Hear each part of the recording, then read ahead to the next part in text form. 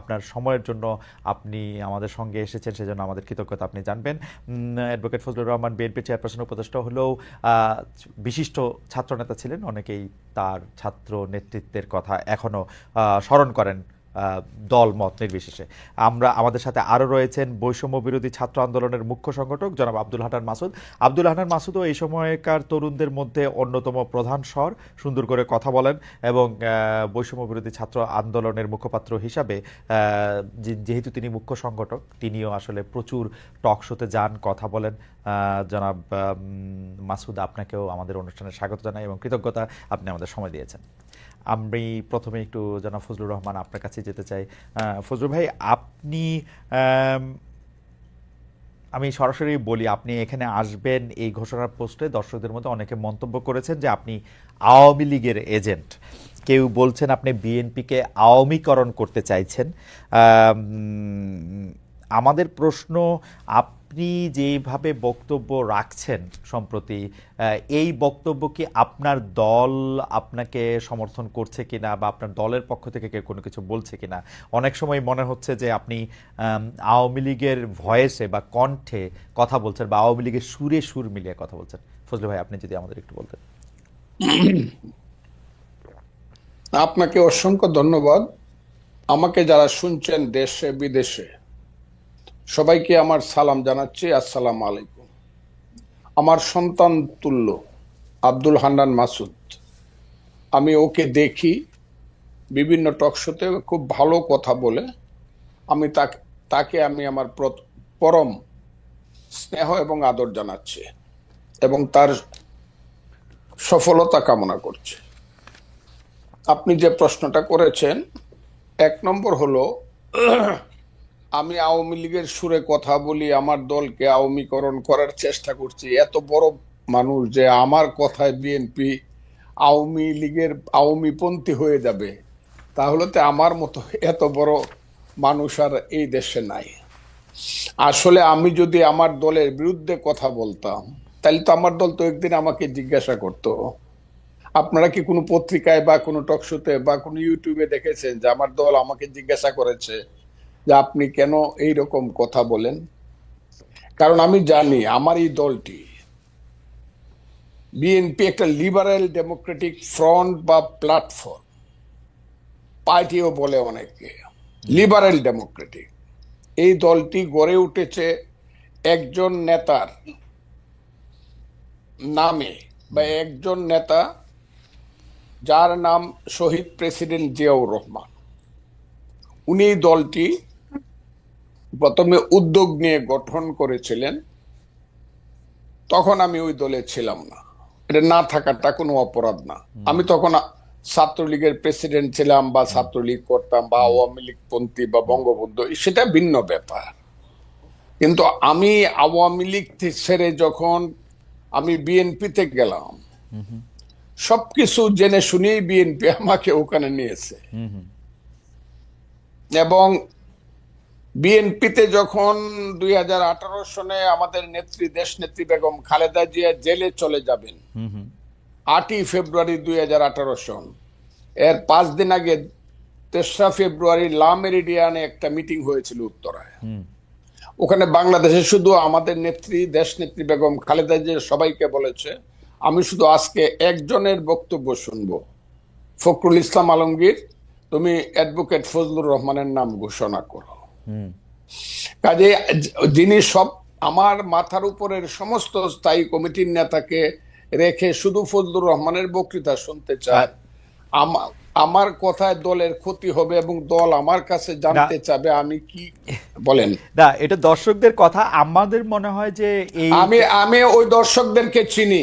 আমি যেদিন থেকে মুক্তিযুদ্ধের পক্ষে কথা বলা শুরু করলাম, হ্যাঁ হ্যাঁ, সেদিন থেকে প্রধানত আলবদর রাজাকারের ছেলেরা এবং নাতিরা, এরা সব মিলিত ভাবে আমার বিরুদ্ধে কথা বলা শুরু। এর আগে আমি সবারই কিন্তু সবচেয়ে জনপ্রিয় ছিলাম।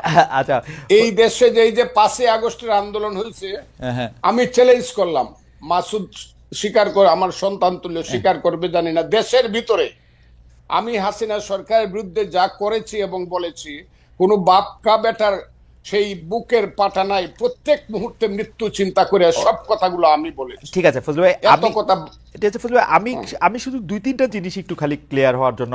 এক হচ্ছে যে আমিও আপনার সাথে একমত যে হয়তো আপনার কথাগুলি জামায়াতের এগেনস্টে গেলে জামায়াত এবং তার ছাত্র সংগঠনের লোকেরা নানা ধরনের কথা বলতে পারে। আমি শুধু দুই তিনটা জিনিস একটু কুইকলি জানতে চাই। 90-এর গণ আন্দোলনের পরে 3 জোটের রূপরেখাতে যখন ছিল কোনো দলই স্বৈরাচার বা রাজাকারদের কাউকে নিবে না, বিএনপি সবার আগের থেকে গিয়ে যখন তাদেরকে নিল বা 2001 সালে যখন তাদেরকে পতাকা দিল গাড়িতে, তখনও কি আপনি একইভাবে প্রতিবাদ করেছিলেন? আমি প্রতিবাদ করা না করার প্রশ্ন না, তখন আমি বিএনপি করতাম না। তখন আমি বাংলাদেশে কৃষক শ্রমিক জনতা লীগ নামে জি, কাদের সিদ্দিকী সাহেবকে নিয়ে, বীরুত্তমকে নিয়ে আমি একটা নতুন দল করেছিলাম, জি, যার নাম কৃষক শ্রমিক জনতা লীগ।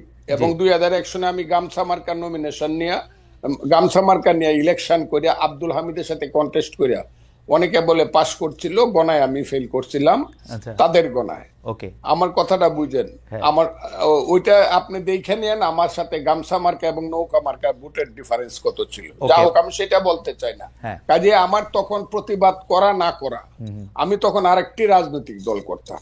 এখন যদি আপনি আমাকে আইসা 26 বছর পরে জিজ্ঞাসা করেন না, যে আপনি প্রতিবাদ করছিলেন কিনা, আমি তো সেদিন বিএনপি করতাম ওকে, না। এটুকে আমার জানার ছিল। আপনি যখন বিএনপিতে জয়েন করেন তখন কি এই ব্যাপারগুলিকে এভাবেই দেখে আসতেছেন? তো আপনি যখন বক্তৃতা দিচ্ছেন, বেগম জিয়াও শুধু আপনাকে শুনতে চাচ্ছেন, তখনও কি আপনি এই ব্যাপারগুলিকে এইভাবেই পাশে আসছেন? কেন আমি এই প্রশ্ন করছি, আমরা কিন্তু দেখেছি যে বিএনপির বর্তমানে যিনি ভারপ্রাপ্ত চেয়ারম্যান আছেন, তিনি বঙ্গবন্ধুকে পাক বন্ধু বলেছেন একাধিকবার। তো সেইটা আপনার রাজনীতির সাথে ঠিক নাকি বিএনপি একটি বহু মতের দল? আমি বলি, বিএনপি আমি বললাম বহুমতের প্ল্যাটফর্ম। এখানে অনেক ফুল আছে এই বাগানে, আচ্ছা, অনেক ধরনের ফুল আছে। ওকে, ওকে, আমি সেখানে গেছি এবং কথা বলেই গেছি। তখন তারেক রহমান সাহেব দেশে ছিলেন না। ওকে, আমি যখন বিএনপিতে গেছি, দুনিয়ার কেউ বিএনপি করে না। 2006 সনের নভেম্বরের পরে আমার কথাটা খুব বুঝার চাই, কেউ বিএনপি করে না। হ্যাঁ, জামাতও বিএনপি থেকে সরে গেছে। আমি যখন বিএনপিতে গেছি তখন তারা দূরে দূরে চলে গেছে, 111 আইসা গেছে। আমার কথাটা বুঝেন, আমি তখন কিন্তু বিএনপিতে গেছি দুঃসময়ে, এবং আমি সব কথা বলে গেছি। আমার কথাটা খুব ক্লিয়ার। আমি দেশনেত্রী বেগম খালেদা জিয়া কি বলবো কি করব আমি ক্লিয়ার বলে গেছি। আমি আপনার দল করব, আপনি আমাকে চান। দেখেন, উনি কিন্তু এখনো জীবিত, কাজে উনি কথাটা লন্ডন থেকেও শুনবেন, সবাই শুনবে। আমি ওনাকে বলছি, আপনাকে আমি সাংঘাতিক পছন্দ করি, মারাত্মক ভাবে। যখন আমি ছাত্রলীগের প্রেসিডেন্ট ছিলাম তখন আপনাকে আমি ভীষণ পছন্দ করতাম, আপনার নিজস্ব চিন্তাধারার জন্য। আপনি সব মানুষকে সম্মান করেন। তবে নেত্রী, আপনি যদি আমাকে নেন, একটা কথা বলে যায়, আমি কোনো কারণে মুক্তিযুদ্ধের আদর্শের বাইরে যাব না। মুক্তিযুদ্ধের আদর্শের বাইরে যাব না। আমার মতো করে আমি কথা বলবো। এতে যদি আপনি আমাকে নেন নিবেন, না হলে নিয়েন না। আমি সব কথা বলেই গেছি। কিন্তু ওকে, আপনারা, আমার মনে হয় যে ফজলু ভাইয়ের কথা আমরা সবসময় শুনে আসতেছি, দর্শকরাও আজকে একটা পরিষ্কার হলেন। আমি ফজলু ভাই, আমি একটু প্রশ্নটা আপনাকে করে রাখি। আপনি মুক্তিযুদ্ধের আদর্শের বাইরে না যাওয়ার ব্যাপারে আপনার একটা স্পষ্ট অবস্থান আছেন এবং একটা জোরালো অবস্থান আছে। আমি আপনাকে প্রশ্ন করতে চাই যে 53 বছর পার হয়েছে মুক্তিযুদ্ধের পরে, 54 বছর টু বি এক্সাক্ট, মানে নাম্বারের দিক দিয়ে। মুক্তিযুদ্ধের আদর্শের বাইরে বা মুক্তিযুদ্ধের আদর্শের ভিতরে আপনি বাংলাদেশকে কতক্ষণ দেখেছেন, কোন সময়টাকে আপনি মুক্তিযুদ্ধের আদর্শের ভিতরে দেখেছেন, সেটা আমরা একটু আপনার কাছে জানতে চাইবো। আমরা একটু হান্নান মাসুদের কাছে যাই। জনাব হান্নান মাসুদ, আমি আপনার কাছ থেকে জানতে চাইবো যে প্রথমেই আপনাকে একটু আমরা শুভেচ্ছা জানাই, কারণ নানা জায়গা থেকে আমরা যতটা জানতে পারছি সেটা হচ্ছে যে নোয়াখালীর দ্বীপ উপজেলা হাতিয়া আপনার এলাকা, সেখানে আপনি রাজনৈতিকভাবে সক্রিয় হয়েছেন। আপনি কি মানে সেখান থেকে নির্বাচন করবেন, কি করবেন, মানে রাজনৈতিকভাবে সক্রিয় অর্থ হচ্ছে গত কয়েক মাসে হাতিয়ার উন্নয়ন নিয়ে কাজের বিষয়ে প্রকাশ্যেই বক্তব্য রাখছেন। সরকারি কাণ্ডেও আমরা শুনেছি যে হাতিয়ার উন্নয়নে, হাতিয়া যাতে একটু ভালো বাজেট পায় সেখানে আপনি ভূমিকা রাখছেন, কিন্তু কিভাবে রাখছেন, কি করছেন, সেটা একটু আমাদেরকে একটু বলেন জনাব হান্নান মাসুদ। ধন্যবাদ জানাচ্ছি খালেদ মহিউদ্দিন ভাইকে। খালেদ মহিউদ্দিন ভাই আমার অনেক পছন্দের একজন সাংবাদিক। দীর্ঘ সময় ধরে ওনার এই টক শো মনে হয় আমি একটাও মিস দিই নাই। আর ফজলুল হক ভাই তো হচ্ছে ওনার সাথে দুই একটা টক শোতে যাওয়া হয়েছে। উনি যে প্রকাশ্যে বীরের বেশে কথাগুলা বলেন, হুম, হুম, ওনার একটা নিজস্ব অবস্থান আছেন, এবং উনি কখনো হুম, যতই সমালোচনা হোক, যত কিছুই হোক, যতই ভয় থাকুক, উনি কখনো তার নিজের অবস্থান থেকে সরে দাঁড়ান নাই। হুম, এই দিকটা থেকে আমার ভাইকে অনেক পছন্দ। আমি দ্বীপ হাতিয়া হচ্ছে একটি দ্বীপপুঞ্জ, আশপাশে আরো 30টি দ্বীপ আছে ছোট ছোট। এই দ্বীপ উপজেলায় দীর্ঘ সময় ধরে হচ্ছে আপনার একজন জলদস্যু এবং তার পরিবার শাসন এবং শোষণ করে আসছে। আমার এই দ্বীপ হাতিয়ার জন্য তো হচ্ছে সরকারের কাছ থেকে প্রচুর বরাদ্দ, প্রতি বছর প্রতিটি উপজেলার জন্যই বরাদ্দ হয়। আপনাকে আমি যদি বলি যে একবার আমাদের দ্বীপ হাতিয়াতে ঘুরে আসেন, ওখানকার নট এ সিঙ্গেল একটা রাস্তা, একটা রাস্তাও ওখানকার মানে হচ্ছে পাকা নেই। প্রতিটি রাস্তা ভেঙে চুরে এবড়ো থবড়ো অবস্থায় আছে। আর মানুষজনের যে কষ্ট, একটি মাত্র প্রায় 7.5 লক্ষ মানুষের জন্য একটি মাত্র হসপিটাল, যেই দ্বীপ থেকে আপনার হচ্ছে ট্রলারে করে মানুষকে যাতায়াত করতে হয়, সেই দ্বীপের একটি মাত্র হসপিটাল 50 শয্যা বিশিষ্ট, শুধুমাত্র 4জন ডাক্তার দিয়ে চলছে দীর্ঘ সময় ধরে। হুম।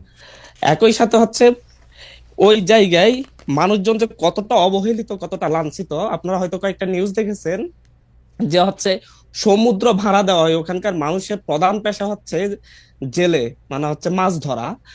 তাদের কাছে সমুদ্র ভাড়া দেওয়া হয় যে এই জায়গায় অমুক একজন জেলেই মাছ ধরতে পারবে, সেই মাছ ধরতে হলে তাকে 20 লক্ষ টাকা, 10 লক্ষ টাকা করে এভাবে দিতে হবে।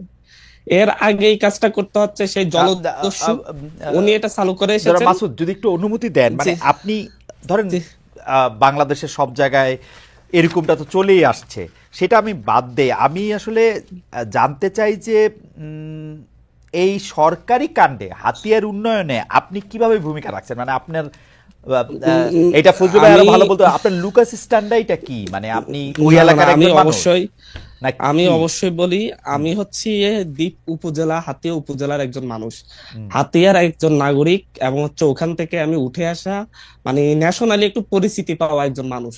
ন্যাশনালি আমি পরিচিত এই মানুষ। আন্দোলনের মধ্যে দিয়ে একটু ন্যাশনালি পরিচিতি পেয়েছি, যার ফলে হচ্ছে হাতিয়ার একটি সংস্থা আছে, সমিতি আছে হাতিয়ার, যারা হুম, হচ্ছে সুশীল হুম, সমাজ, শিক্ষিত জনগোষ্ঠী, ওনারা একটা সমিতি করেন, হাতিয়া দ্বীপ সমিতি। তো ওনারা সহ আমরা বিভিন্ন জায়গায় একটা টিম আকারে বিভিন্ন উপদেষ্টার কাছে, বিভিন্ন কাছে আমরা যাই, যে হচ্ছে আমাদের হাতিয়ার জন্য এটা প্রয়োজন। এবং আমি ব্যক্তিগত জায়গা থেকে যদি কখনো আপনি কারোর সাথে দেখা হয়, আপনি হাতে আমি থেকে নিজেও ইলেকশন বলি, করবেন? আমি হাতিয়া থেকে ইলেকশন করার চিন্তা ভাবনা রেখেছি, যদি হাতিয়ার মানুষ এখন যেভাবে আমাকে আগ্রহ ভরে ছাড়ছে। কারণ দীর্ঘ সময় ধরে হাতিয়ার মানুষ কাউকে পাই নাই তাদের পাশে। হুম। এর আগে আমাদের সম্মানিত একজন এমপি ছিলেন, জনাব প্রকৌশলী মোহাম্মদ ফজলুল আজিম সাহেব, উনি হাতিয়ার জন্য অনেকগুলা কাজ করেছেন, কিন্তু দুঃসময়ে হাতিয়ার মানুষের কখনো খোঁজ নিতে পারেন নাই। ওনার ব্যবসা বাণিজ্যে উনি ব্যস্ত ছিলেন, যার কারণে হচ্ছে হাতিয়াতে একটা নেতৃত্বের শূন্যতা তৈরি হয়েছে। সেই জায়গা থেকে হাতিয়ার মানুষ এখানে অনেক ধরনের অনেকেই নেতৃত্ব দেওয়ার চেষ্টা করছে, আছে।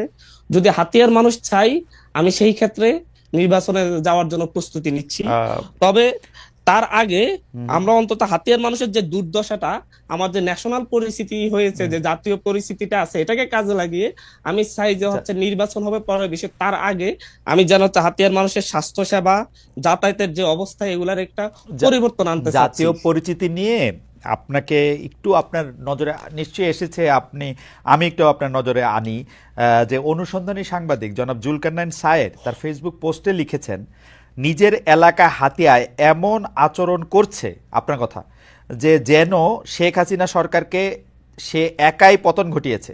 এমন সংবাদও পেয়েছি যে সে টাকার বিনিময়ে ছাত্রলীগ ও আওয়ামী লীগের কর্মীদের পুনর্বাসন করছে।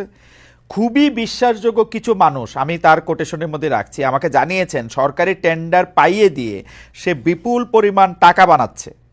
তারপরও আমি এসব ছোটোখাটো কর্মকাণ্ড নিয়ে কিছু লিখতে চাইনি। একটু কি আপনি বলবেন যে মানে? না, জুলকারনাইন সাহেব ভাই আমার একজন সম্মানিত মানুষ, আমি ওনাকে শ্রদ্ধা করি। হুম, হুম, আন্দোলনের সময়ও ওনার সাথে অনেকবার যোগাযোগ হয়েছে, উনি অনেকগুলো অভিযোগ এনেছেন। হুম, ওনার সাথে আমার পরবর্তীতে কথা হয়েছে, উনি অনেকের কাছে শুনেছেন। আমি ওনাকে বলেছি যে হচ্ছে, ভাই আপনি আপনার যে ইন্টেলিজেন্স কিংবা অনুসন্ধানী লোকজন আছে, ওনাদেরকে পাঠান, হাতিয়াতে দেখে আসুক আসলে হাতিয়াতে আওয়ামী লীগকে কারা পুনর্বাসিত করছে, আর হচ্ছে কিভাবে আওয়ামী লীগের বিরুদ্ধে আমার অবস্থান নিয়েছি। এবং একই সাথে হাতিয়া উপজেলায় এই যে সিএনজি স্ট্যান্ড থেকে চাঁদাবাজি করে, প্রতিটা জায়গা থেকে হাতিয়া এটা বন্ধ।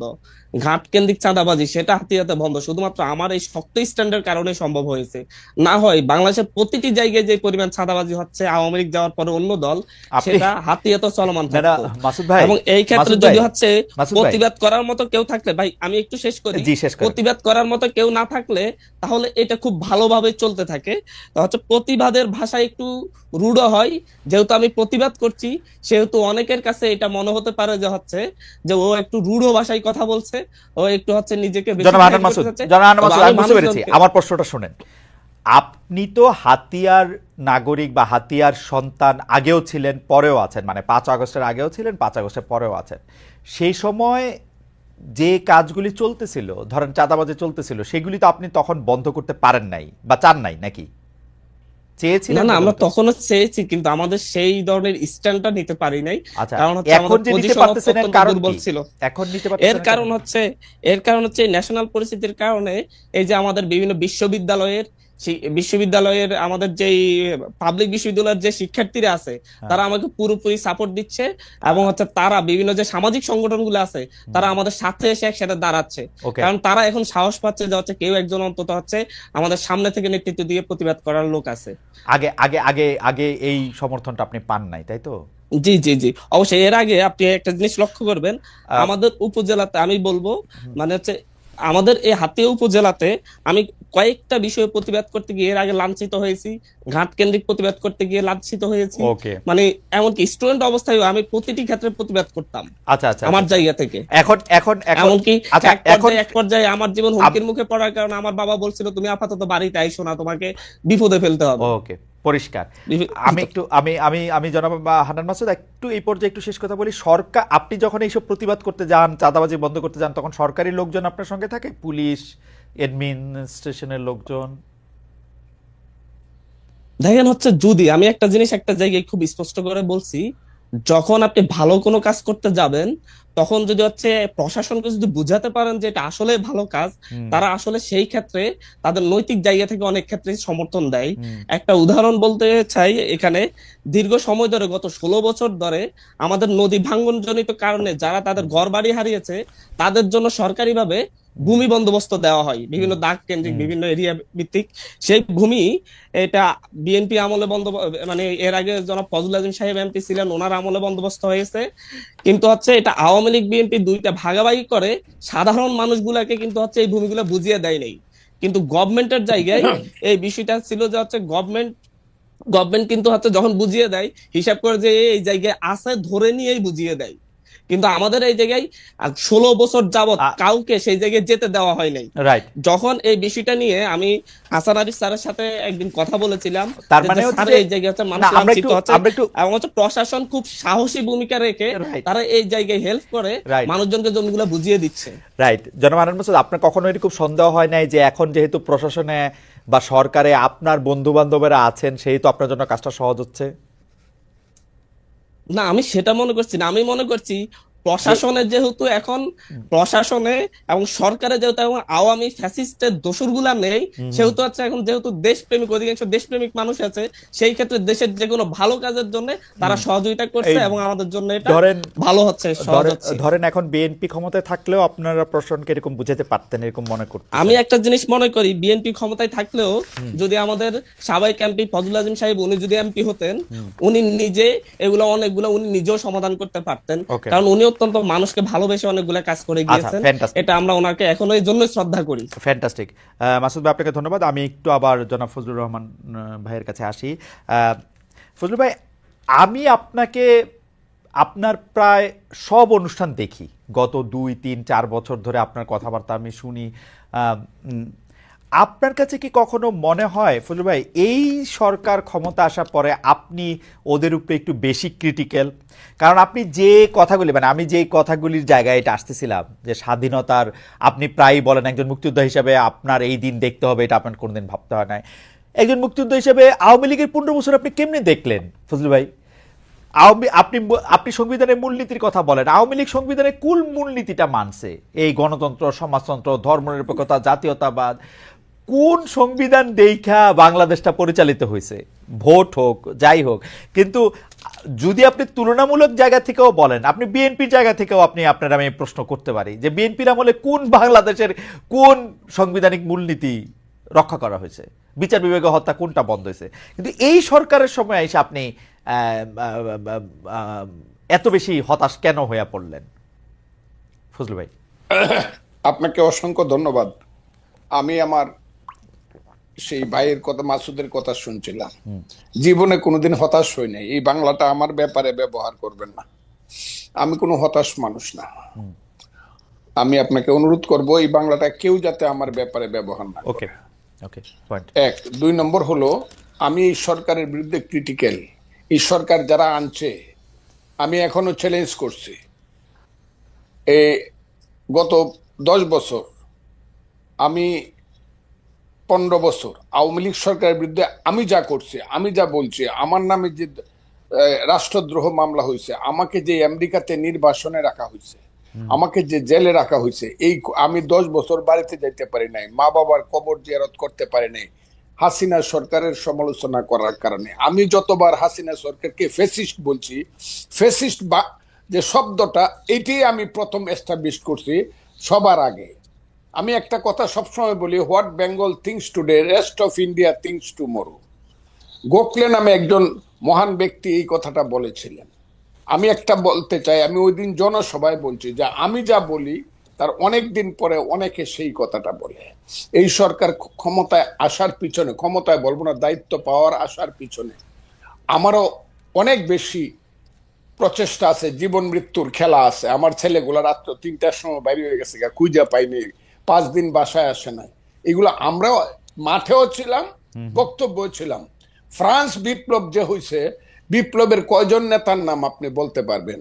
কিন্তু ভলটেয়ার, রুশো, যারা ফিলোসফিক্যালি মানুষকে উদ্বুদ্ধ করছে, তাদের নাম বলতে পারবেন।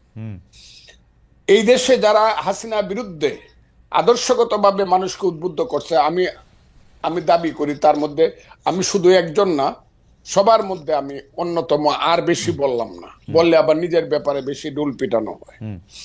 এক, আমি প্রত্যেকদিন বলতাম আমার ওয়াইফকে, যে কোনো সময় আমি মরতে পারি, তুমি বিধবা হইতে পারো, ছেলেরা এতিম হইতে পারে, ভয় পাইবা না।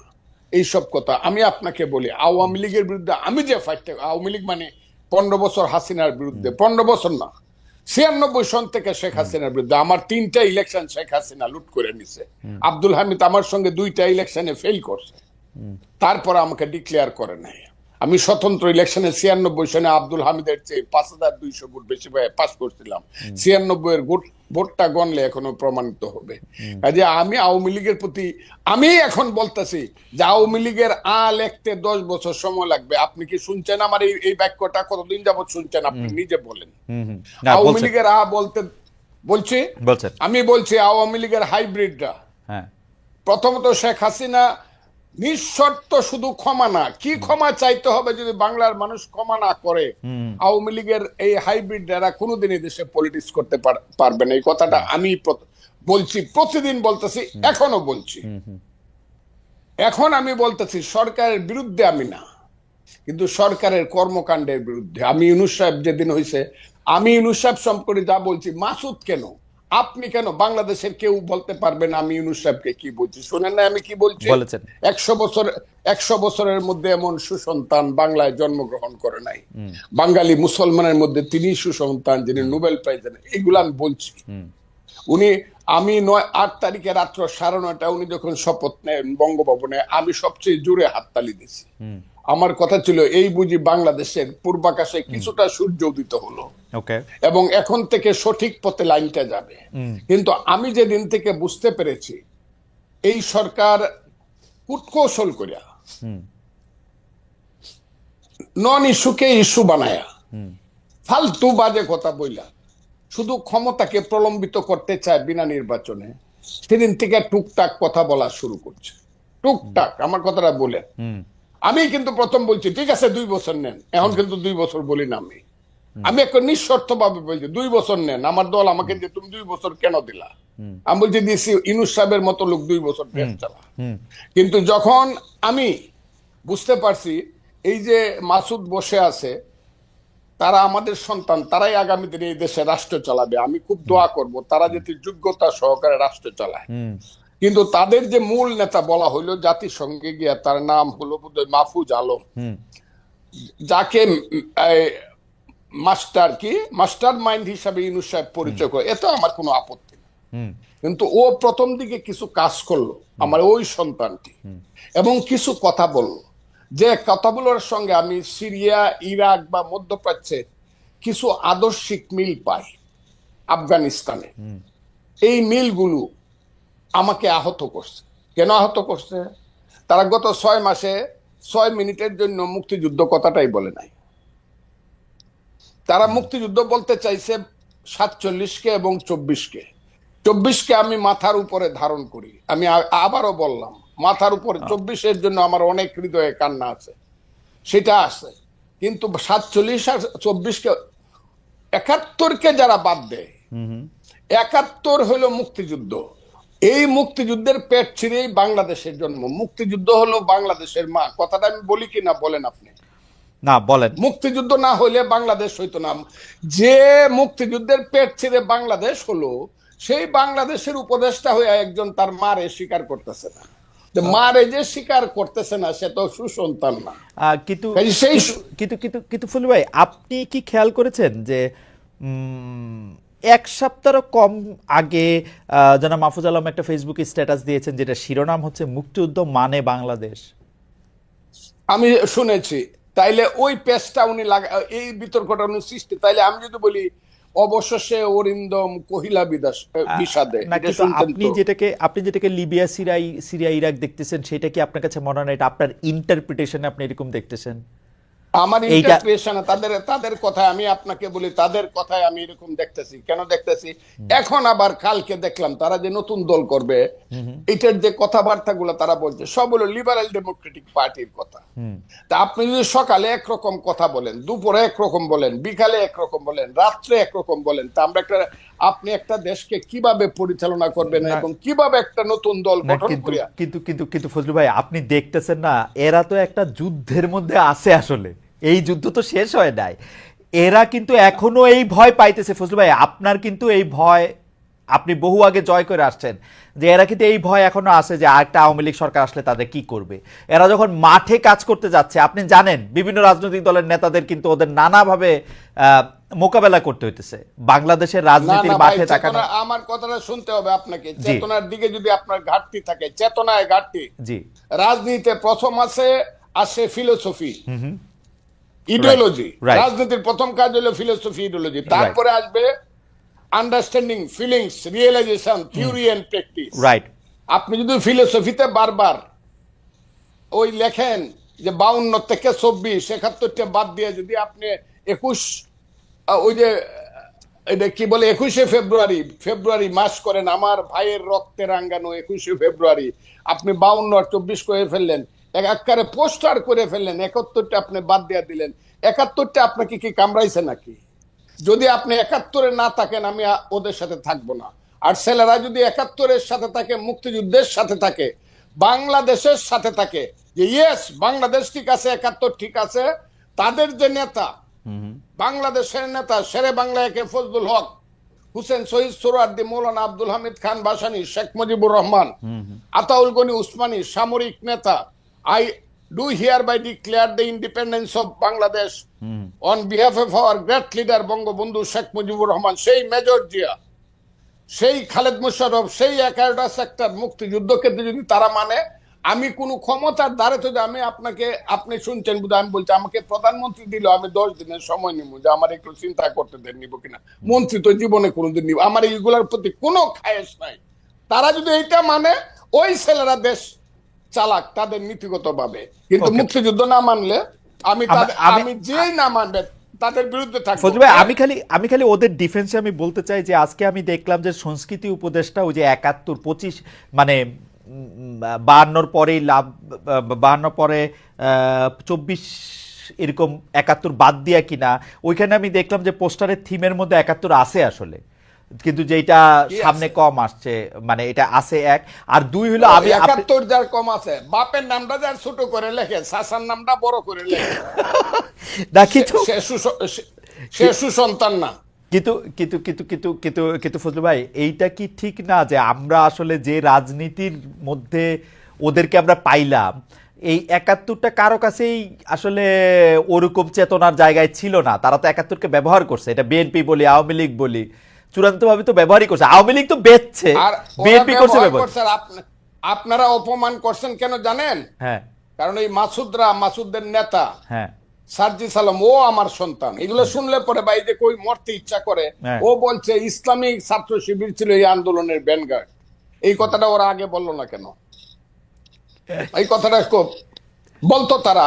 না, কিন্তু ফজলু ভাই, যে আমরা- আমি জাস্ট আমরা আমি মুক্তি- জাস্ট আমি জাস্ট বেনিফিট দেওয়ার জন্য ওই ইসলামী ছাত্র শিবির অনুষ্ঠানে গেছে, গিয়া বলছে ইসলামিক ছাত্র শিবির আমাদেরকে সাহায্য করছে। না, ও অনুষ্ঠানে যদি যায় না, ও শহীদ মিনারে বলছে, ওদের মিটিং এ বলছে, সার্জিস নিজেদের মিটিং এ বলছে, ইসলামী ছাত্র শিবিরের মিটিং এ না। না, আমার তো ধারণা ওই ছিল ইসলামিক শহীদ ছাত্র মিনার- শিবিরের মিটিং এ বলছে নো নাকি? নো ইসলামী ঠিক ছাত্র আছে। শিবিরের মিটিং এ সোহরাওয়ার্দী উদ্যানে শিবিরের সদস্য না, আমার মনে হয় যে বলছে। ইসলামী ছাত্র শিবির, যাই হোক যাই হোক, আমার মনে হয় যে ফজলু ভাই অনেকগুলি প্রশ্ন তুলেছেন, সেই প্রশ্নগুলির আমি জবাব। ইসলামী, আমি একটা কথা বলে দিই আপনাকে, জি যাই মনে করুক, হ্যাঁ। যে যা মনে করুক, যে ইসলামিক ছাত্র শিবিরের পত্রিকায় লেখে হ্যাঁ। যে মুসলমান যারা মুক্তিযুদ্ধ করছে তারা মাপ চাইতে হবে, আমি তাদেরকে আলবদর রাজাকারের সন্তান ছাড়া কিছু মনে করি না। না, কিন্তু- এবং আলবদর রাজাকারের সন্তানের সাথে আমার কোনোদিন মিল হবে কিন্তু না। ফজলু ভাই, ওরা আমাকে গুলি কিন্তু করে ফজলু ভাই, মাইরে ফেলবে। কিন্তু ফজলু ভাই, এইটা ওদেরকে পয়েন্ট আউট করার পর এটা ওরা প্রত্যাহার করলো তো, এটা তো ওরা বজায় প্রত্যাহার রাখে করবে না। কেন?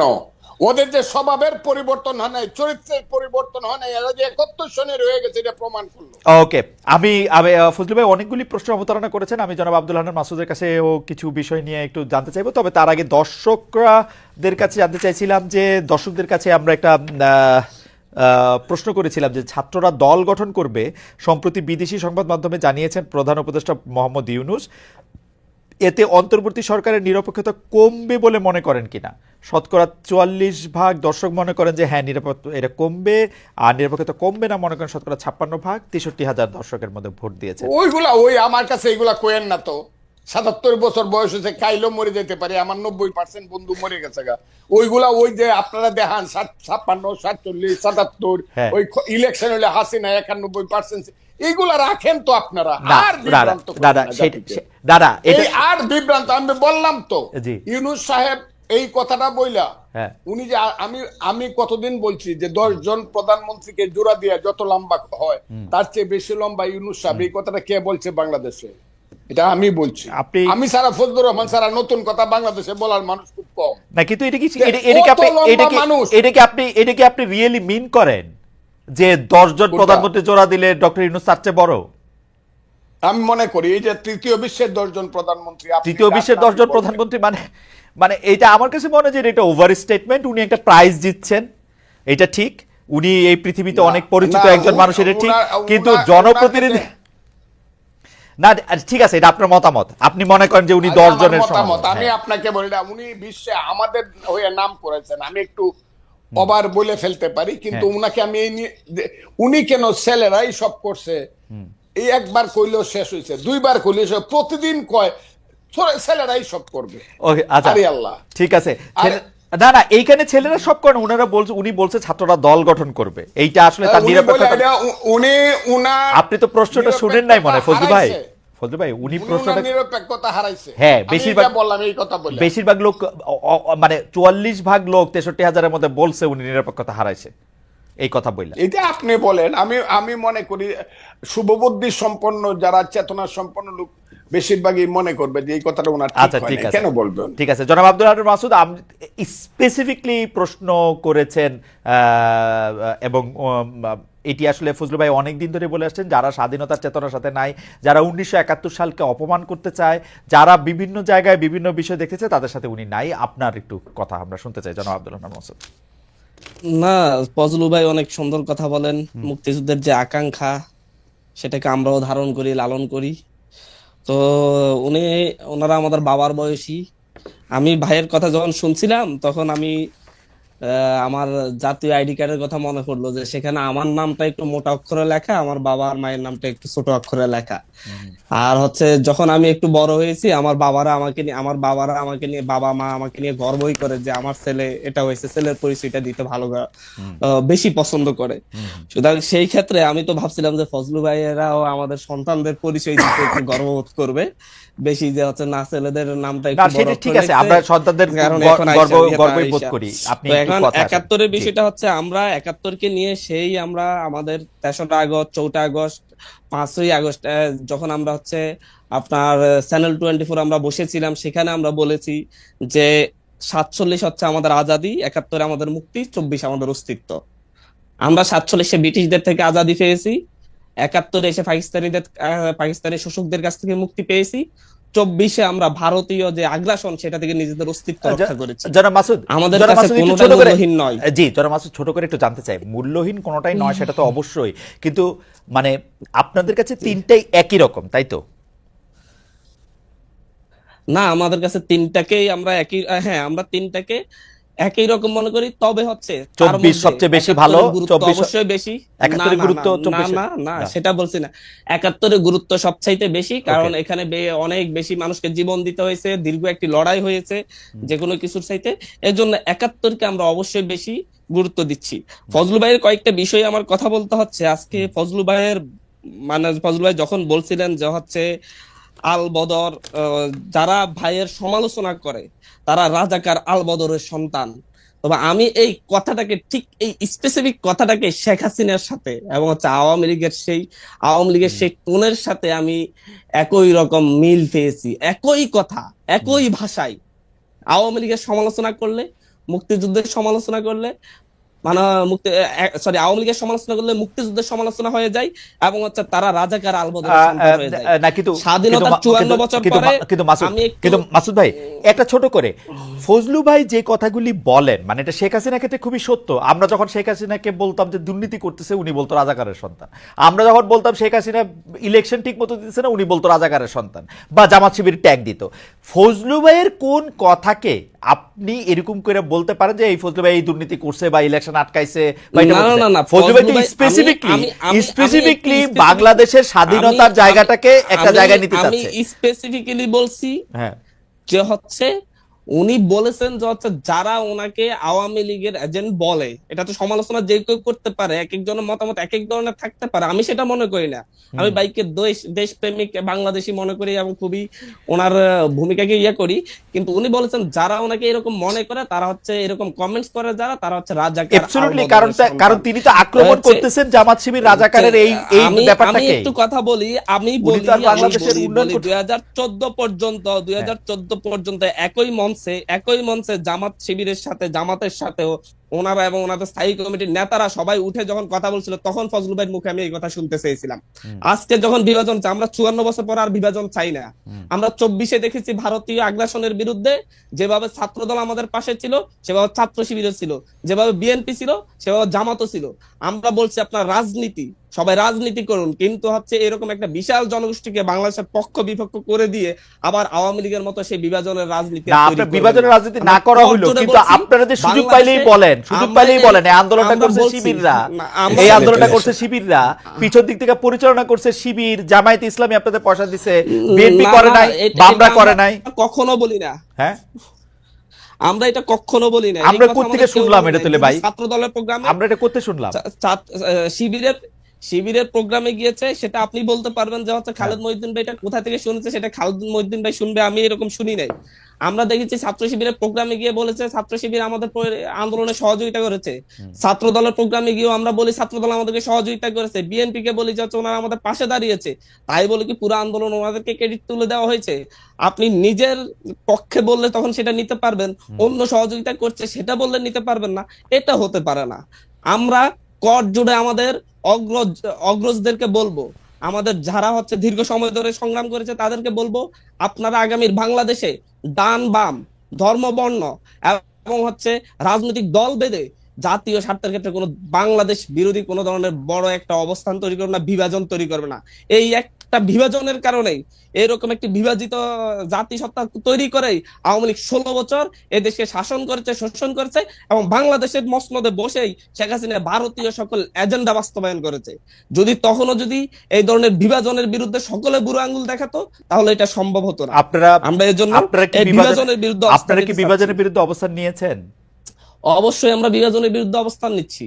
আমরা বলি জাতীয় স্বার্থে। কিরকম মনে করেন তো? ধরেন ধরেন ধরেন আপনারা কি বিভাজনের বিরুদ্ধে অবস্থান নিয়েছেন, মানে আমি প্রশ্নটা কেন করলাম, ধরেন এখন কি এরকম মনে হয় 71 মুক্তিযুদ্ধ চেতনা বললেই আপনারা গাজি গাজি বলে ঝাঁপায় পড়বেন? অনেকে বলছেন এরকম যে এই বাংলাদেশে এখন 71-এর কথা বলা যায় না, এখন মুক্তিযুদ্ধের কথা বলা যায় না, এখন এটা কথা বলা যায় না। আপনারাও বলেন না কিন্তু খুব বেশি। মানে মাহফুজ আলম সাহেব বহুদিন পরে একটা স্ট্যাটাস দিয়েছেন যে মুক্তিযুদ্ধ আমাদের প্রাণের দাবি, জানের দাবি। তার আগ পর্যন্ত কিন্তু মানে আমি জানি না, মানে আপনি বলেন আপনারা কি বিভিন্ন বক্তৃতা গিয়ে আমরা প্রত্যেকটা বক্তব্যে মুক্তিযুদ্ধের কথা বলি, মুক্তিযুদ্ধের সম্মানের কথা বলি। আপনি আমার প্রতিটি টক শো দেখবেন, আমাদের ভাইদের টক শো দেখবেন, যারা যেখানে বক্তব্য রাখছে। মাহফুজ আলম এমনকি যখন লক্ষ্মীপুর গিয়েছে সেখানেও একই কথা বলেছে, বাংলাদেশে রাজনীতি করবে একমাত্র বাংলাদেশ পন্থীরাই, যারা বাংলাদেশকে ভালোবাসবে, বাংলাদেশের জন্য লড়াই করবে, অন্য কোনো দেশকে সার্ভ করবে না। সুতরাং হচ্ছে এর বাইরে আর বড় কোনো কথা থাকতে পারে না। আমরা এখানে একতার কথা বলি, একটা জাতীয় স্বার্থে একতার কথা বলি। বিভাজন থেকে, যে বিভাজন শেখ হাসিনা মুক্তিযুদ্ধের পক্ষ বিপক্ষ বলে তৈরি করেছিল, স্বাধীনতার 54 বছর পরে আজকে, ভাই আমাকে 1 মিনিট বলতে দিবেন, স্বাধীনতার 54 বছরে পরে আজকে আইসা বা রাজাকারের সন্তান, আলবদরের সন্তান স্বাধীনতার পক্ষ বিপক্ষ বলে বিভাজনের আর কোনো সুযোগ নেই। কারণ আমরা যারা স্বাধীনতার 30 বছর পরে, 25 বছর পরে, 20 বছর পরে জন্ম নিয়েছি, আমাদেরকে সেই একটা রাষ্ট্র উপহার দেওয়া হয়েছে, সেখানে মুক্তিযুদ্ধের পক্ষের শক্তি বলে বলে আমাদেরকে একটা ট্রমা সৃষ্টি করা দিয়েছে। মুক্তিযুদ্ধের পক্ষের শক্তি মানে আমি গেস্ট রুমে নির্যাতন করতে পারবো, মুক্তিযুদ্ধের পক্ষের শক্তি মানে আমি ভোট চুরি করতে পারবো, মুক্তিযুদ্ধের পক্ষের শক্তি মানে এক মিনিট হইছে এবার আপনার মাসুদ এক মিনিট হইছে। আচ্ছা আরো 5 সেকেন্ড, ঠিক আছে। আমরা যখন হচ্ছে দেখেছি যে প্রতিবাদ করেছে ভোট চুরির বিরুদ্ধে, দুর্নীতির বিরুদ্ধে, তাকেই মুক্তিযুদ্ধের বিপক্ষের শক্তি এবং পাকিস্তানপন্থী বলে ইয়া করা হয়েছে, ট্যাগ দেওয়া হয়েছে। আমরা মনে করি এটা এই প্রজন্মকে ট্রমাটাইজ করে তুলেছে, যে প্রতিবাদ করলে মুক্তিযুদ্ধের বিপক্ষে শক্তি বলা হবে। সামনের দিনে যেন এবার আমি একটু জিজ্ঞেস করি মাসুদ, আমি একটু জিজ্ঞেস করি একটা জিনিস শুধু। এই কথাটা তো আমরা বলতে চাই যে আমরা শেখ হাসিনা বাংলাদেশের স্বাধীনতা, সংবিধান সবকিছুকে, সকল প্রতিষ্ঠানকে ধ্বংস করছে, একক কর্তৃত্ব প্রকাশ করছে এবং বাংলাদেশকে একটা সিওর মতো চালাইতো, একটা কর্পোরেট জায়গার মতো, কারো কথা টথা কিছু শুনতো না। আমরা তো এটা বলতে চাই। শেখ হাসিনা আমাদেরকে কি বলছে খেয়াল করেন, শেখ হাসিনা আমাদেরকে বলছে যে আমি যদি না থাকি তাহলে বাংলাদেশের মধ্যে এরকম মৌলবাদিতা, স্বাধীনতা বিরোধী শক্তি, তাদের উত্থান ঘটবে। আপনারা কি শেখ হাসিনার সেই বক্তব্যকে প্রমাণ করার জন্য উঠে পড়ে লাগছেন? আপনি দেখেন যে এই যে ইসলামী ছাত্র শিবিরের মুখপাত্র হিসাবে একটা কাগজ, সেই কাগজের মধ্যে 1.5 মাস ধরে এটা ছাপা ছিল, কিন্তু যে বাংলাদেশে মুক্তিযুদ্ধরা ভুল করছে, মুসলমানরা বিপদে গেছে, এটা ছাপা ছিল। এটা নিয়ে প্রতিবাদ হওয়ার পর আমি নিজের কানে ইসলামী ছাত্র শিবিরের সেক্রেটারিকে এটাকে জাস্টিফাই করতে শুনছি, বলছে বিভিন্ন ধরনের মত পথকে নাকি এখানে এক করা হয়েছে। আপনি এটাকে কিভাবে ব্যাখ্যা দিবেন? স্বাধীনতার পক্ষের সাথে শেখ হাসিনার, মানে স্বাধীনতা কি শেখ হাসিনার, মানে এটা কেমনে কমো আমি, এটা শেখ হাসিনার নিজস্ব সম্পত্তি, নিজস্ব সম্পত্তি। দেখেন খালেদ মহিউদ্দিন ভাই, স্বাধীনতার পক্ষের শক্তি আর বিপক্ষের শক্তিকে আপনি কিভাবে সংজ্ঞায়িত করবেন আমি জানি না, কিন্তু আমি সংজ্ঞায়িত করতে গেলে আমি বলবো আহমেদ আফগানি যেটা লিখেছে তাকে সেজন্য শাস্তির মুখোমুখি হওয়া উচিত, এবং এর প্রতিবাদ আমরাও জানিয়েছি। আমরা একই সাথে তাদের যেই মুখপাত্র, যে সংবাদ পত্রটি মাসিক, সেটাকে আমরা বলছি সেটার এডিটর, সে তো এটা না পড়ে এটা ছাপাতে পারে না, তাকেও আইনের মুখোমুখি করা উচিত। কিন্তু তাই বলে ছাত্র শিবির করা সকলকে স্বাধীনতা বিরোধী রাজাকারের সন্তান বলতে আমি প্রস্তুত নই। আমি দেখেছি তাদের মধ্যে, আমি অনেক শিবির সন্তানকে দেখেছি, তাদের মধ্যে যে দেশপ্রেম আছে, যেটা ছাত্রলীগ এত ইনভলভ, তাদের মধ্যে তার ন্যূনতম নেই। কিন্তু পাশাপাশি বাংলাদেশের ছাত্র দল, ছাত্র শিবির প্রত্যেকের মধ্যে আমি দেশপ্রেম দেখেছি। আমি এই দেশপ্রেমকে আমি কোন একজনের লেখার জন্য বা তাদের মুখপাত্রের নেতৃত্ব স্থানীয় কয়েকজনের জন্য, আমি তাদের সকলকে একই কাতারে রাজাকার। আমি অবশ্যই এই ব্যাপারে জনাব হান্নান মাসুদের সাথে আমি একমত, জনাব হান্নান মাসুদের সাথে একমত। জনাব ফজলুর রহমান, আপনি যদি একটা কোনো কিছু বলেন যে আপনি বড় অভিযোগ আনছিলেন। আপনি এমন জায়গাতে আমার নিয়ে আইলেন, এই ছেলে আমার 3 জেনারেশনের ছোট ছেলে মানুষ, তার সাথে আমি মুক্তিযুদ্ধ, আদর্শ, বাম ডান কিছুই থাকবে না, সব মিলেমিশে করতে হবে। শুধু এদেরকে নেতা ওরা বুঝবে কয়েকদিন পরে। ওই যে এরা যেমন 6 মাস পরে বুঝছে যে একটা মুক্তিযুদ্ধ ছিল, তাদের নেতা মাহফুজ আলম বলছে 6 মাস লাগবে না, এরা 1 মাস পরেই বুঝবে আরো কি কয় এরা। আমি এই কথাটা বলে দিলাম, বাবারা তোমরা ভালো থাকো, কিন্তু একটা না কথা ভাই, আমরা তোমাদেরকে বলি, চেয়েছিলাম যে হচ্ছে যদি যদি আসলে যদি হচ্ছে তাদেরকে রাজাকার আলবদর মনেই হতো, তাহলে 14-18 যখন তাদেরকে ধানের শীষ তুলে নিলেন, তখন কেন আমার ফজল ভাই আরে প্রতিবাদ করেন? আমি তোমার বাবা, তোমার কথার সময় আমি কোনো কথা বলি নাই, তুমি একটু ওকে, শুনো, কারণ তোমাদের আমি এই প্রথম একজন মহান নেতার সাথে বসলাম তোমাদের মতো, যারা একদম বিপ্লব করছো। এর আগে কোনো মহান নেতার সাথে আমি বসি না। আমি আগে আগে জানলে মহিউদ্দিন সাহেবরে আমি অন্য কিছু বলতাম। শুনো তুমি কথাটা, ফাউন্ডেশন কি বুঝায়? একটা বিল্ডিং এর ফাউন্ডেশন, বাংলাদেশের ফাউন্ডেশন কি? বাংলাদেশ নামটা কিভাবে হলো? কিসের মধ্য দিয়ে বাংলাদেশ? এটা তো নামটা ছিল পূর্ব পাকিস্তান, এটা বাংলাদেশ হলো কেমনে? তুমি 47-কে বলতেছো আজাদির যুদ্ধ, আজাদির যুদ্ধ তো 52 সনে শেষ হয়ে গেছে। 52 সনে আইসেই তো স্লোগান হয়ে গেল আমার মায়ের ভাষা কেড়ে নেওয়া যাবে না, যখন পাকিস্তানিরা পাঞ্জাবিরা আমাদের ভাষা কাইরে নিতে চাইলো। মাত্র 5 বছরের মাথায় তো সব শেষ হয়ে গেল। এরপরে 52 থেকে যে তোমার সাথে কি বলবো, 69, 71, তোমার বাবার জন্ম কত সনে আমি জানি না, আরো পরে হবে, আমার চেয়ে ছোট হবে তোমার বাবা। তুমি একটা কথা মনে রাখবার চেষ্টা করো, ইতিহাস বাদ দিয়া বাংলাদেশের এই যে 62, 64, 66, 69, 71 বাদ দেয়া, শুধু তোমরা এসে একটা আন্দোলনে জয়লাভ করে ফেলছো এবং আন্দোলনের মাথায় তোমরা দাঁড়াইছো। এই ফসলটা কিন্তু বপন করছে জমির মধ্যে বিএনপি সহ বিরোধী দল, বীজ ফালাইছে বিরোধী দল, চারা লাগাইছে বিরোধী দল, হালিবাজ দিছে বিরোধী দল, ধান হলুদ করছে, পানি দিছে বিরোধী দল। তোমরা এসে 1 মাসে কাইটা দিছো, 1 মাসে কাইটা দিয়ে তোমরা মনে না ফজলু ভাই, ফজলু ভাই একটা ছোট প্রশ্ন করতে চাই। আপনি যাদেরকে বলতেছেন ওরা আইসা কাইটা দিছে, ওরা না আসলে আপনারা কি কাটতে পারতেন? একদম একদম, হয়তো বা আরো 15 দিন পরে হইতো, আরো 1 মাস পরে হইতো, কিন্তু হতো না। কে বলছে হয় নাই তো? একদম, কারণ জিনিসটা তো একদম পাকা ছিল তো। 17 বছরে হয় নাই এইটার তো? উপায় আমি তাদেরকে অসংখ্য ধন্যবাদ দিব, মাথা নিচু করে একদম। আমি আমার সন্তানদের প্রতি অনেক বেশি শ্রদ্ধা জানাবো যে তারা এই নেতৃত্বটা দিছে, কিন্তু এর অর্থই না যে এই যে 15 বছর যাবৎ বিএনপি সহ সমস্ত বিরোধী দল শত শত হাজারে হাজারে জেল কাটছে, লাখে লাখে মামলা খাইছে, শত শত গুম হইছে, এই সব বাদ দিয়া এই সন্তানেরা যদি বলে তারাই সব করে ফেলছে, তাইলে তাদের সাথে আমার কথা তারা পরে বুঝবে। না ফজলু ভাই, আমি একটু আপনার কাছে হাত জোর করে বলি, ওরা তো এটা বলতে চায় না যে ওরা সব করছে। ওদেরকে ওরা যখন না, আপনি দেখেন, ওরা যখন বিএনপি কে সরকারে আসতে বলছে, বিএনপি সরকারে আসে না, ওরা কি করবে? বিএনপি সরকারেও আসবে না, ডিস্টার্ব করবে, তো কেমনে হবে? মাসুদ আমার সন্তানের মতো। আমি যখন ছাত্রলীগের প্রেসিডেন্ট 80 সনে, ওই সময় বুধ ও জন্মগ্রহণ করে নাই। আমি 80 সনে ছাত্রলীগের প্রেসিডেন্ট, 83 পর্যন্ত এরশাদ বিরুদ্ধে আন্দোলনের আমি প্রধান নেতা। যেদিন জয়নাল, জাফর, মুজাম্মেল, কাঞ্চন, দীপালি শাহ, আমি প্রধান নেতা, আমি একা বক্তৃতা করছি। এগুলো তো এদেরকে বলে লাভ নাই তো এইসব কথা। তুফাইল আহমদরা কারা, শাহ মুয়াজ্জেমরা কারা, নূরে আলম সিদ্দিকে মুক্তিযুদ্ধ কারা করছে, এরা কি আন্দোলন সংগ্রাম করে? এরা কি আন্দোলন করেই কইছে আমাকে মন্ত্রিসভায় নেও আর আমার কথায় রাষ্ট্র চলবো? এরা তো গিয়ে এখন গ্রামে গ্রামে বৈশা থাকে, ওই যে সমন্বয়কের নামে জেলায় জেলায় কি করতেছে তারা। এখন দল করবে, আমি তাদেরকে অভিনন্দন জানাই রাখলাম, বাবারা একটা দল করো, তোমাদের দল অনেক বড় হোক, সব মানুষ তোমাদেরকে ভোট দেখ, তোমরা মানুষের কাছে যাও, গিয়া তোমরা দেশ চালাও। কিন্তু আমাদেরকে নিয়ে, আমাদের মুক্তিযুদ্ধ নিয়ে কটাক্ষ করিয়া যা ইচ্ছা তা বলবা যে আমরা মাপ চাইতে হবে, এখন মুসলমানরা আল্লাহর কাছে মাপ চাইতে হবে মুক্তিযুদ্ধের, এই কথাটাও আমাদেরকে সহ্য করতে হবে। এবং এই কথার পিছনে জামাত ইসলাম নাই, এটা আমাকে ধরতে হবে। এটা কে বলছে? জামাত ইসলাম সব কিছুর পিছনে আছে, যেখানে তোমরা বলো শিবির আছে সমস্ত কিছুর পিছনে। তবে একটা কথা তোমাদেরকে বলি, এই দিন কিন্তু দিন না, this is not the last. এই মুভমেন্টে লাস্ট মুভমেন্ট না, কিন্তু এই গেমটা কিন্তু ফাইনাল গেম।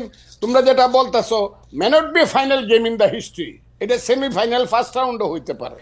না কিন্তু কাজে তোমরা যে ফজলু ভাই আপনি কি ওদেরকে বেনিফিট অফ ডাউট দিবেন? ওরা তো এটা প্রত্যাহার করলো, এবং কেউ তো আজকেও হান্নান মাসুদ ওই লেখার কথা আপনি বলতেছে, আজকেও হান্নান মাসুদ বলতেছে যে ও শাস্তি দাবি করে যে লেখক এই লেখা লিখছে, ও দাবি করে যে যে এডিটর এটা দেখা দেখে নাই সেটার, এটা তো ওর অবস্থা না অনেকের অবস্থা। কার কাছে দাবি করে? জামাতের কাছে। শাস্তি কি জামাতের মতো একটা মেথডিক্যাল দল, একটা ক্যাডার ভিত্তিক দল, তো 1 সেকেন্ড লাগে শাস্তি নিতে। জামাতের নিছে কতদিন হয়েছে? আপনি তো নিছে না নেই তো, বরং জামাত শিবিরের সেক্রেটারি যে, আমি আপনাকে কি বলবো, না ফজলু ভাই, সভাপতি যে, ফজলু ভাই যেভাবে আমি হেলালের সাথে তর্ক করছে, আজিজুল বাড়ি হেলালের সাথে, মুক্তিযুদ্ধ যে সঠিক ছিল না এটা কি ছিল, এইসব কুকথা আকথা বা ওই যে কুযুক্তি, আমি তো ছেলেদের সাথে আলাপ করতে না আপনি ছেলেদের সাথে আলাপ করেন না, আপনার কথা বাংলাদেশের সবাই শুনতেছে, এই মুহূর্তে 13,000 জনের বেশি এতে লাইভ দেখতেছে।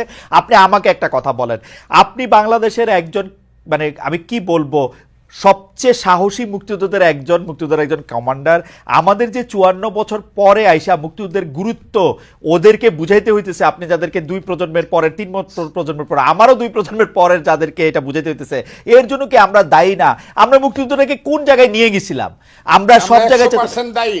54 বছরের মুক্তিযুদ্ধকে সবাই, আপনি আমার ওই বক্তব্য শুনবেন, আমি আমার সন্তানকে বলবো, ওই যে আমি বলছি যে প্রথম দিন থেকে মুক্তিযুদ্ধের ট্রেনটা ভুল লাইনে উঠছিল, শুনছেন আপনি আমার এই বক্তব্যটা? এটা আমি কারে বলছি? যাকে আমি পৃথিবীর মধ্যে এক সময়ে, আমি আর বললাম না, শেখ মুজিবুর রহমান রে বলছি যে উনি ট্রেনটা ভুল লাইনে তুলছে। আমি বলছি, এটা উনারা বলছে, আমি বলছি মুক্তিযুদ্ধের লাইনটা প্রথম দিন থেকে ভুল লাইনে উঠছে।